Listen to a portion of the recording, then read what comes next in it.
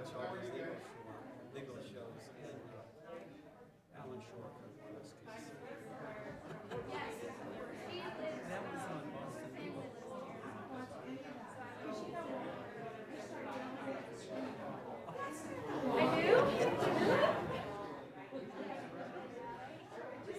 It's a very funny show. Very funny. A lot of sophisticated humor. Yeah, see, this is a precursor.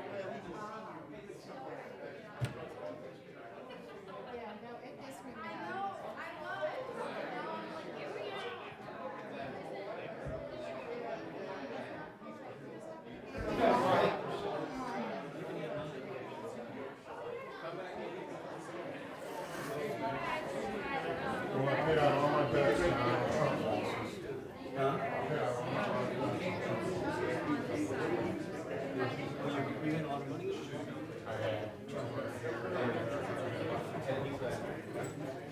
I was so tired of I still think He did. You're allowed to take the first. what do you do? I'm not gonna like it.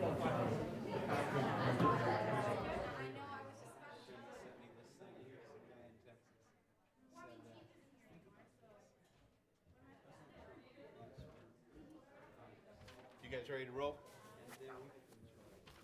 Try to get you out of here as fast as I can. Hi, I'm Landa. Rabbi, hi, I'm Landa.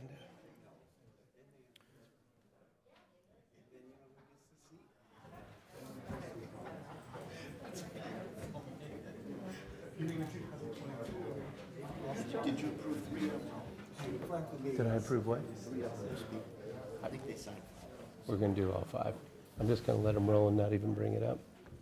So, good evening, everyone, and welcome to tonight's County Council meeting for February 22nd. We will start off the meeting with our invocation from Rabbi Chaim Landa, who serves as the rabbi for the St. Charles County 6,000 Jewish population, and together with his wife Bassie, directs the Shabbat Jewish Center of St. Charles County. We really appreciate you being here tonight and praying for us. And our Pledge of Allegiance will be led by Councilman John White. Would you please stand?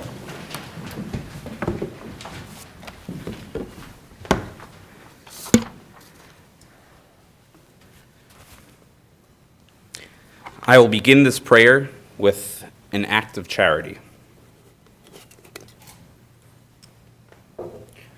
Almighty God, Master of the universe, look favorably upon the honorable members of this distinguished body, the St. Charles County Council, as they convene to do the people's business in good faith and with selfless dedication. We beseech you, Almighty God, to extend your grace to each and every member and bestow upon them the joy of life, good health, and prosperity. Let us be inspired by the shining example of the Rebbe, Rabbi Schneerson, who taught that every individual, and in fact, every individual action has an impact on the entire universe. Over the last 4 decades, the United States Congress has set aside Education and Sharing Day, which is proclaimed annually by the President of the United States on the anniversary of the Rebbe's birth, as a day to raise awareness and strengthen the education of our children. The Rebbe taught that education in general should not be limited to the acquisition of knowledge and preparation for a career.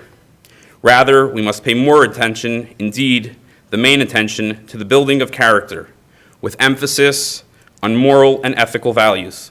Last week, the governor of Missouri declared March 24th as Education and Sharing Day in Missouri, calling upon the citizens of this great state to reach out to young people and work to create a better, brighter, and more optimistic future for all. Almighty God, bless the honorable men and women of this distinguished council. May they contemplate and bear in mind as they engage in the enactment of just and benevolent law and public policy, that in doing so, they are fulfilling your godly will.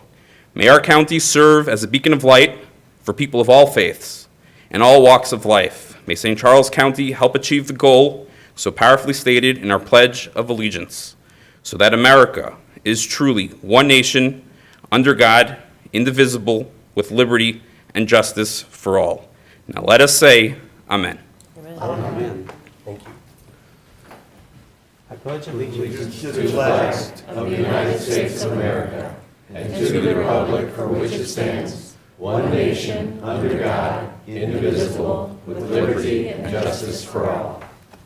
may be seated. Thank you, Rabbi. Roll call, please. Councilman Cronin, Councilman Brazel, Councilman Hammond, Councilman Elam, Here. Councilman Hollander. Here. Councilwoman Schneider. Here. Councilman White. So we'll start the meeting now with public comments. The way we do public comments is you filled out your speaker's card, so she'll call out the name of the speaker. You get to come up, speak at the podium. You have 3 minutes to speak. You'll hear a little timer go off, beep, beep, beep. When that happens, that means your time is cut off, and I will cut you off right at 3 minutes. God love you, but that's how it's going to happen, just to make sure that we're fair to everybody. So just so you know the rules of the road. I'm saying it that way because we have a lot of students with us tonight, so we're really glad that you guys came. It's not often we have a crowd like this unless somebody's mad. So we're glad that you showed up. It happens, right? So there you go. So Claire, who's our first speaker of the night? Gavin Carnett. Gavin, welcome aboard. You get to kick us off. Thank you.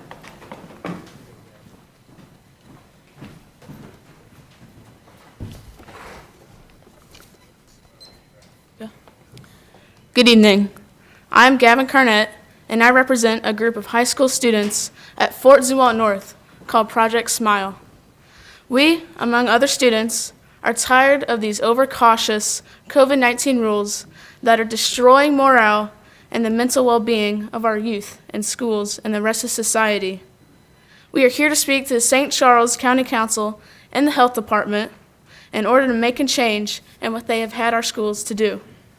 I will read to you an excerpt of the Great Barrington Declaration, written and signed by many scientists, professors, and doctors across the United States and the world.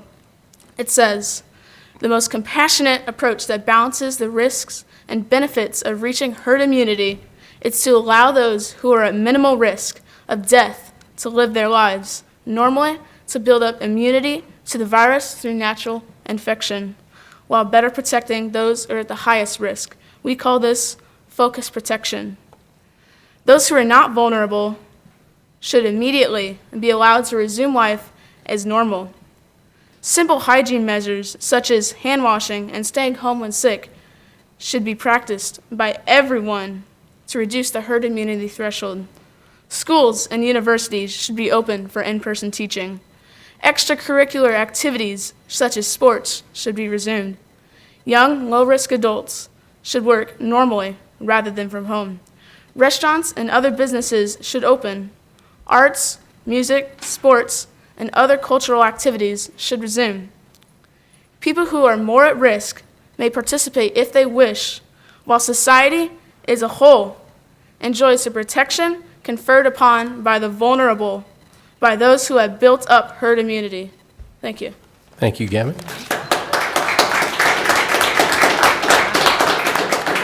Next speaker, Dane Bishop.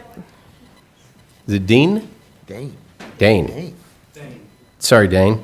That's all right. Hello, my name is Dane Bishop. I am a junior at Fort Zumwalt North. I play football, and this is my first year at North. I transferred this year from Christian High School. If I did not play football this year for North, this year would have been a disaster. It has been almost 7 months now, and I do not know what half of my classmates or my teachers look like. That is a serious problem. How am I supposed to learn from somebody when I can't see them talking, I can't see their facial expressions, and I can't communicate clearly with them? I'm less concerned about myself not being able to see teachers rather than children in early elementary. Imagine trying to learn how to talk, to read, to communicate with people, and not being allowed to see their face. Kids nowadays struggle even more to make new friends. And if it wasn't for me playing football, I would have almost no friends at Zumwalt North. I would have no way of making friends. There are no longer ways I can engage with people that I don't know.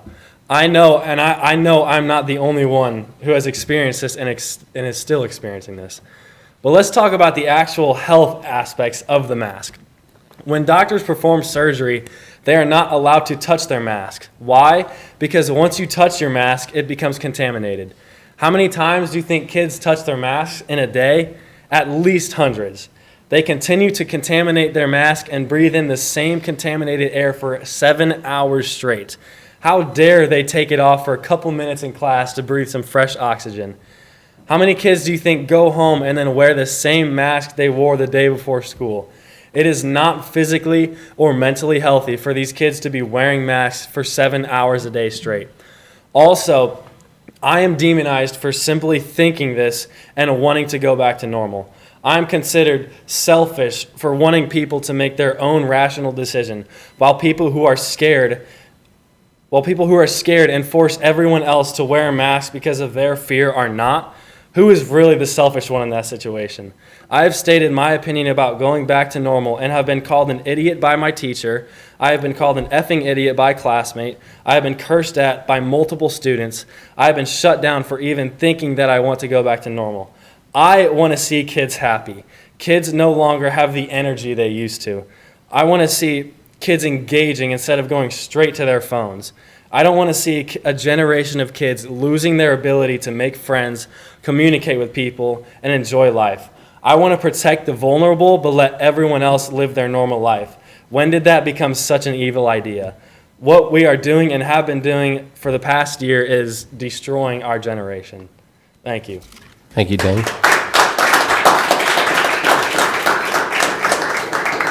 And Dane, if you're going to move over to go play football at North, you picked a really good year to do it. Yes, ma'am. Next speaker. Dylan Teglow.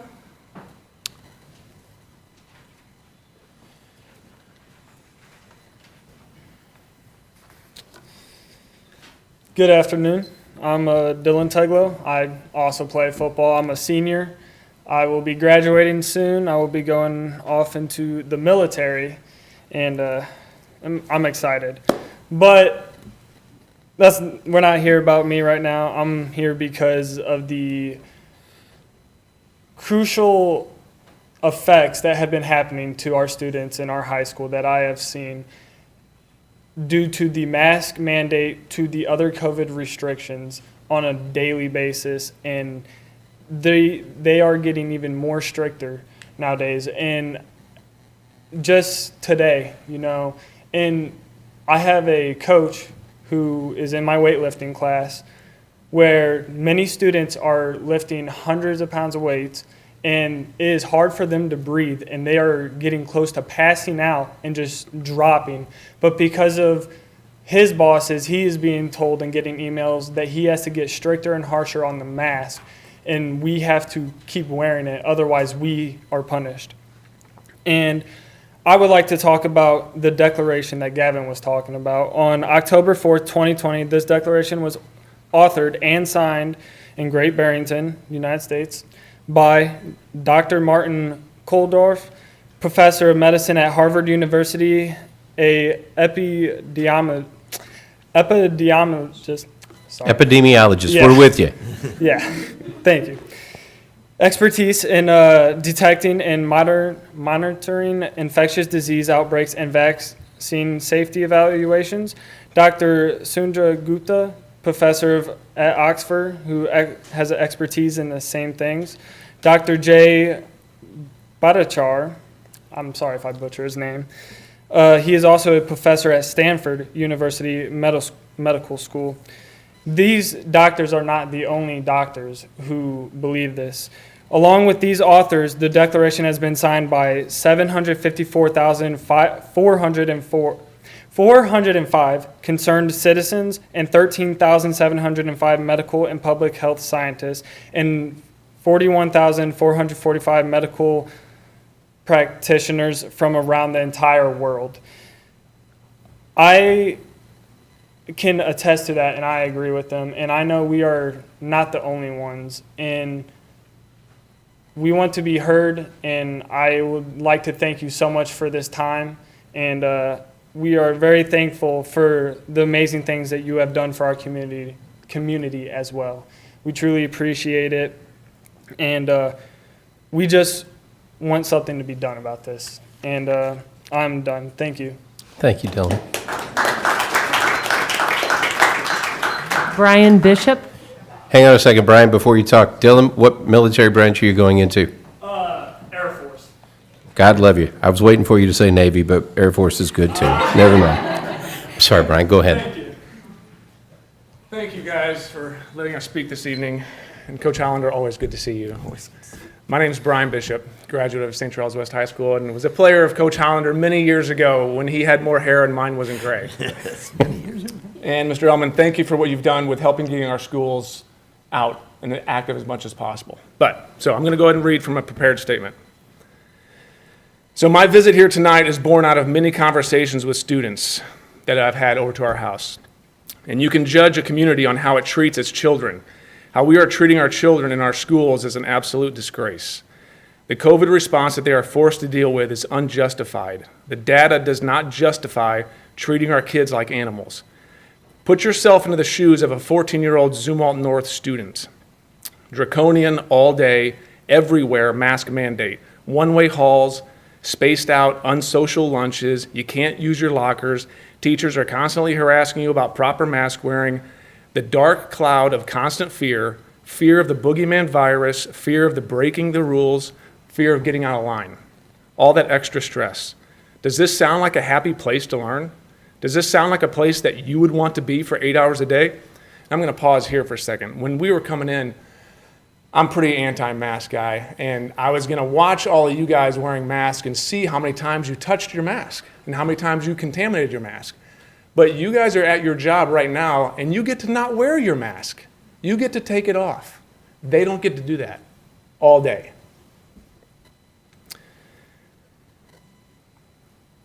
So, I study the data.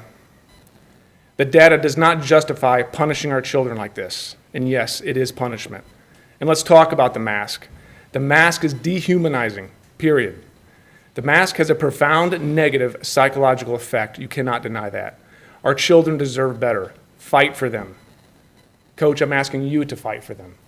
I'm asking you guys to put pressure on the health department to give the schools better direction, to give our kids more freedom. School districts look for guidance from the health department. As a parent, I would like to know from the health department, what is your exit strategy? What are your exit metrics? What specific numbers do you require to get back to normal? And when do our kids get to live free again? I have scoured the St. Charles County Health Department looking for that number. It's nowhere. They're not giving us any guidance as parents as when this is over.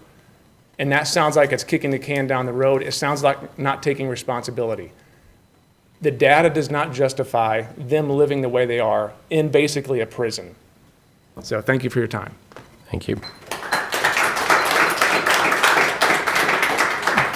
Kate Gatewood.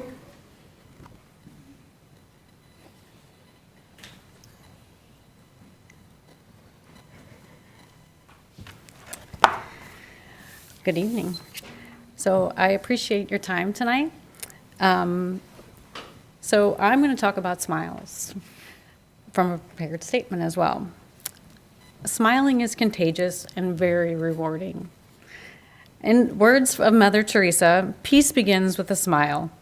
We shall never know all the good things that a simple smile can do. Smile alone can indeed uplift a spirit. However, with masks, we have lost the important and powerful act of that humanity. Wearing a mask has created an emotional society that no longer exchanges smiles. Scientists have proven that smiling stimulates our brain reward mechanism in a way that even chocolate, a well-regarded pleasure inducer, cannot match. Additional studies have shown that smiling releases endorphins, natural painkillers, and serotonin. It is important to note that the release of serotonin is associated with stress reducing. Low levels of serotonin can be associated with depression and aggression. Since this pandemic began, both suicide rates among teens and violent crimes have increased at an alarming rate. The restrictions imposed upon society has certainly contributed to these unfortunate trends. What impact is this having on our children? We do a lot to convey these emotions through facial expressions. and these are covered up with the masks. Masks may create issues for our children in recognizing emotional and social cues. Along with academics, it is important that a strong emphasis is placed on social and emotional learning, including how we manage emotions and behaviors, demonstrate empathy, and build positive relationships. Masks are crucially impeding this development. Are masks even effective? Dr. William Schaffner, a professor of preventative medicine and infectious disease at Vanderbilt University, the medical director of National Foundation for Infectious Disease, stated that surgical masks are not even preventing the acquiring of diseases. His recommendation is an abundant hand washing. It is also important to distinguish between the risk of infection and death. Anyone can get infected, but there is more than 1,000-fold difference in the risk of death between the oldest and the youngest. For the old people, COVID is more dangerous than the flu. And for the youngest, the COVID mortality rate is less than the flu. A study in Sweden, who kept their daycares and schools open for its 1.8 million children between the ages of 1 and 15, and the height of the pandemic, exactly 0 deaths were caused by COVID. Thank you, Kate.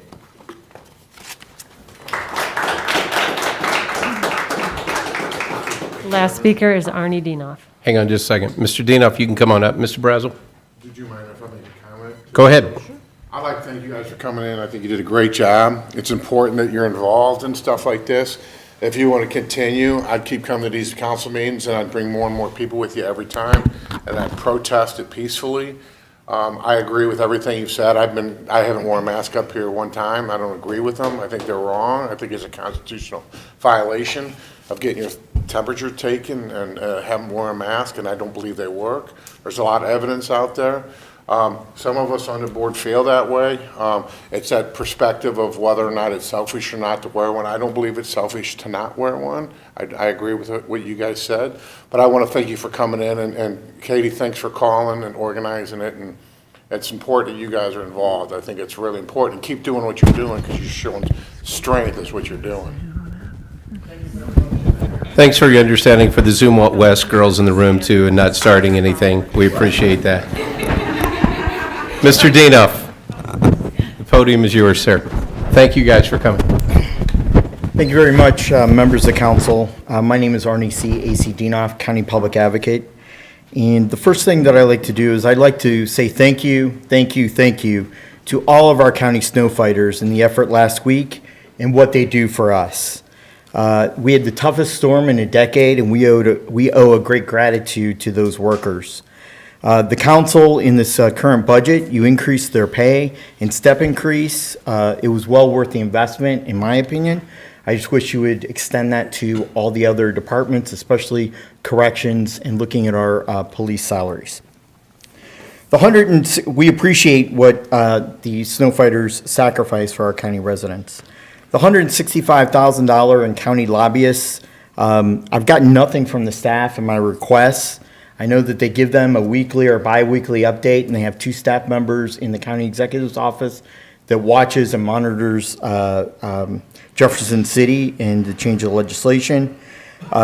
I want to see what the return on investment is. And so I ask that we make that format transparent and make it open to all of our citizens to see exactly what our lobbyists are doing for us, instead of keeping secret after secret after secret. The council, in my opinion, has no debates, no discussion, as the council has no committee structure. Yet we pay you each $800 a meeting, health insurance, expense account, and pensions. I'd like to see this year more debate and more information come out of this body. Bill number 4928, we need to find ways to get the family arena out of the red zone. Not being subsidized by the county general fund, and turn it finally, after decades, into a profitable enterprise fund entity that we can actually make some income from to do some other county services.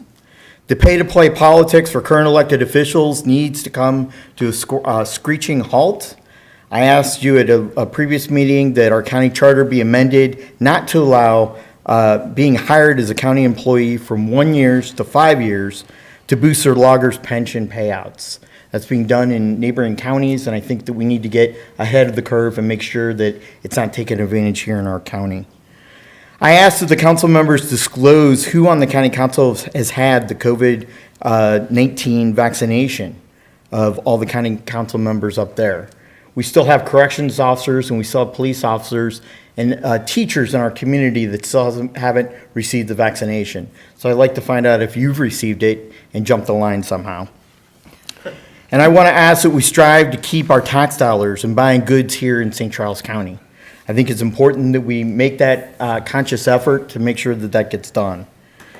There's a $62 million I-70 project that needs to immediately be halted and stopped. I testified at the Transportation Committee this past month. Thank you, Mr. Dinoff. Your 3 And I guess minutes I'll have come to the next expired. We meeting to appreciate you finish. taking the time. Thank you. Mr. County Executive, we are up to your report. Do you have a report for us? Yeah, I do, and I'd ask the folks not to leave until they've had a chance to hear what I have to say. Uh-oh, this could be good. You want them kids to come back in here? If they're out there, yeah. Yeah, I just want to.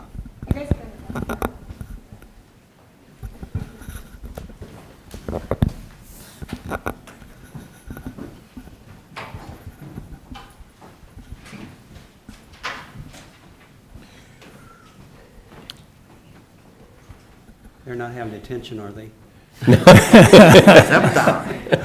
No, I really do appreciate all of you being here tonight and showing interest in this subject, and we'll be glad to hear from you anytime you want to come back. But you do need to understand that, 6 months ago, we had a bunch of teachers in here wanting us to basically tell the schools not to open. And we, meaning the health department, myself, with the support of the entire council, we decided not to do that. We thought that was a decision the school board should make. And we encouraged them to open, didn't require them to. There's no way we could do that. But basically, the kind of decisions you're asking for are the ones that we put in the hands of the school boards. Now, the one thing, if you may recall, back in late November, we went ahead and made some adjustments at the request of the schools, in which we allowed people who were on quarantine, students who were on quarantine, to still come to school. They had to quarantine when they went home, and you're all probably more familiar with that than I am. But we went ahead and made that change at the request of the superintendents and the school boards. But that was allowable only because the governor and DESE, Department of Elementary and Secondary Education, said, yes, you may do this. But one of the conditions of doing that was that everybody be required to wear a mask. So I guess my suggestion to you is, if you have concerns, you need to go to your school board meetings.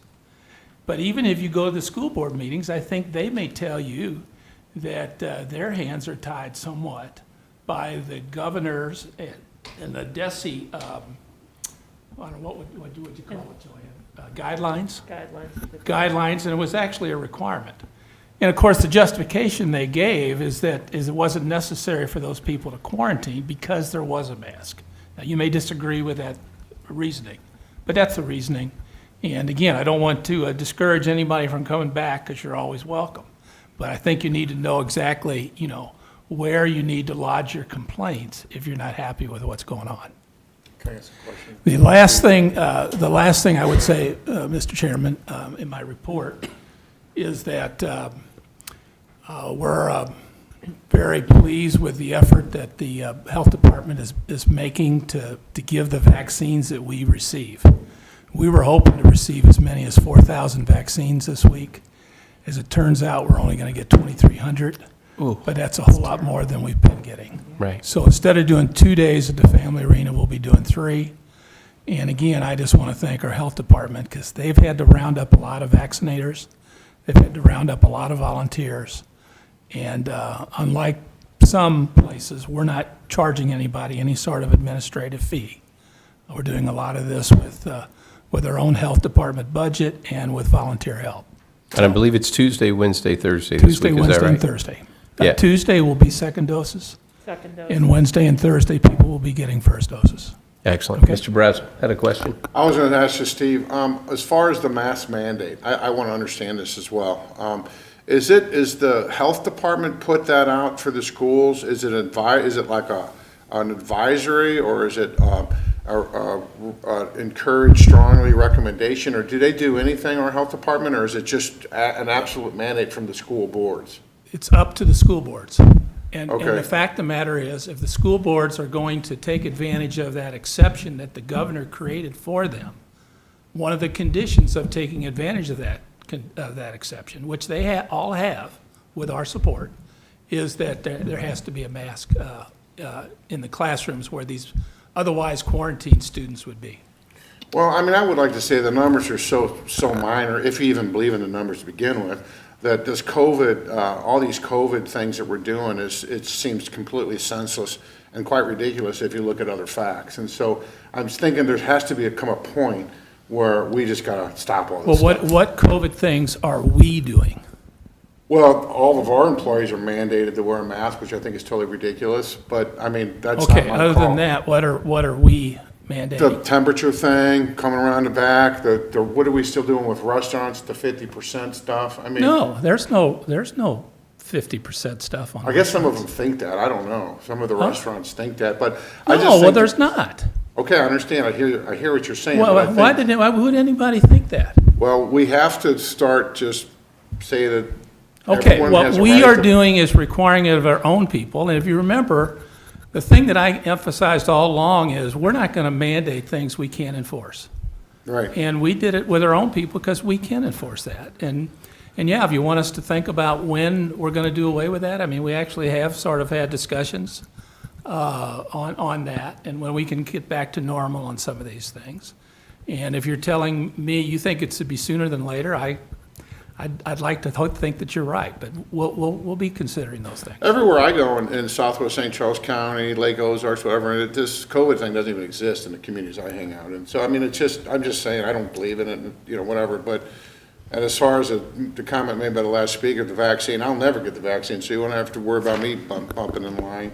And the folks who think about a vaccination need to look offline on some of the effects that these are having to people. They give you tremors, they've paralyzed your face, and they don't say that on mainstream media, how dangerous these vaccines are.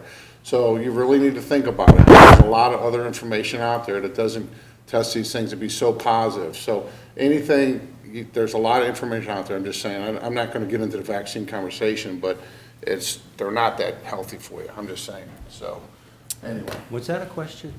No. No. Well, Joanne, there did you was a have comment that did we're you have something you wanted to running add? late, so Just that when you were saying that the Department of Public Health is mandating things, I mean, the governor's office and DHSS specifically put out guidance with regard to people who'd been in close contact with somebody, and the only way a school could utilize that guidance was if they had a mask mandate in place. And I think that's what Steve was explaining. Yes. All right. Any other questions for the county executive? All right, Well, again, thank you. Mr. Chairman, I just get very frustrated when people don't know the difference between what we're doing and what St. Louis County's doing. So I can appreciate I guess that. I guess I need to point that out more often. And I appreciate Mr. Brazel's point as well, because in the metro area, there are so many different things that are being done by so many different communities. So if you just happen to watch a newscast, you may think St. Charles County is doing what St. Louis City and St. Louis County is doing, and we are not. And the county executive, quite frankly, has taken a lot of heat for not doing a mask mandate, kind of like where you guys are. I had a gentleman today on social media reach out to me and say, when are we going to get rid of these mask mandates? And I'm like, in St. Charles County, you don't have one.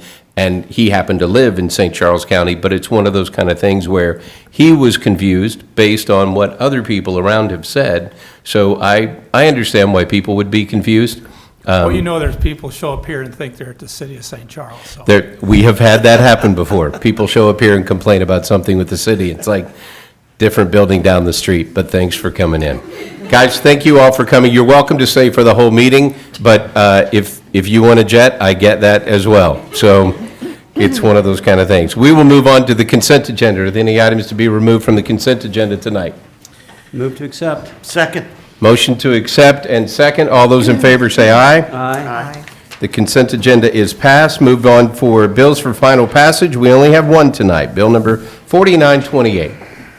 Bill number 4928, an ordinance amending the 2021 budget as adopted by ordinance 20-094 for positions within the Department of the St. Charles County Family Arena. Any questions or comments about this bill? Seeing none, I would ask call the roll. Bill number 4928, an ordinance amending the 2021 budget as adopted by ordinance 20-094 for positions within the Department of the St. Charles County Family Arena. Councilman Cronin, Councilman Brazel, Yes. Councilman Hammond, Councilman Elam. Yes. Councilman Hollander. Yes. Councilwoman Schneider. Yes. Councilman White. Yes. Bill number 4928 passes. Move on to bills for introduction with bill number 4929. Bill number 4929, requested by Michael Hurlbert, sponsored by council as a whole. An ordinance authorizing acceptance of a grant from the Federal Emergency Management Agency to fund 100% of the projected total cost of acquiring 3 residential structures, sustaining severe and repetitive loss in flood hazard zones of unincorporated St. Charles County, and further authorizing the county executive or his designee to execute documents and perform acts that may be required for purchasing and demolishing those structures. Any questions or comments about this bill? Seeing none, we'll move to bill number 4930. Bill number 4930, requested by Craig Tykowski, sponsored by council as a whole.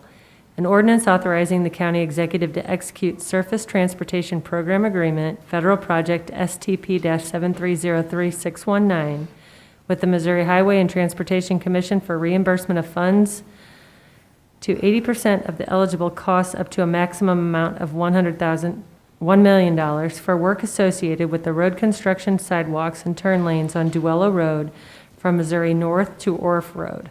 Any questions or comments about this bill? Seeing none, that wraps up our bills for introduction. Don't believe we have any activity for the tabled bills. So we would move on to announcements and miscellaneous. Mr. Brazel. I have 2. I am having a town hall meeting on March 4th at the New Medley Community Center. Starts at 7 o'clock. It's it's next Thursday. We'll be discussing the 5-year growth and development, our master plan, our 5-year park plan, our 5-year road plan, and Chief will be there talking about police stats, crime stats, things like that. So it should be a good meeting.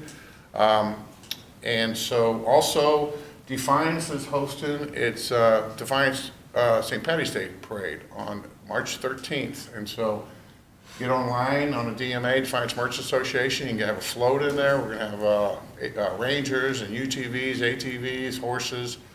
It's similar to our Christmas parade. If you've been down there, we had over 100 floats, so it's a good little, it's the smallest little, biggest little parade in the smallest little town. So it's a good time. We'll have music, beer tents, so it'll be fun. There'll probably be wine at some point as And well. plenty of wine booths. Yep, all the wineries will be there. So that's March 13th from 12 o'clock parade, and the band starts at 1 in the town square. Excellent. Any other questions or comments? Or I'd like to congratulate Mr. Hollander on making it through the marathon planning and zoning session on Wednesday. Thank you. How long was it? 5 hours, no problem. 5 hours. So you guys picked the right meeting to come to as opposed to the planning and zoning meeting. Seeing nothing else, I would entertain a motion to dismiss. So moved. And a second? So we are dismissed. Thank you for coming. Welcome anytime.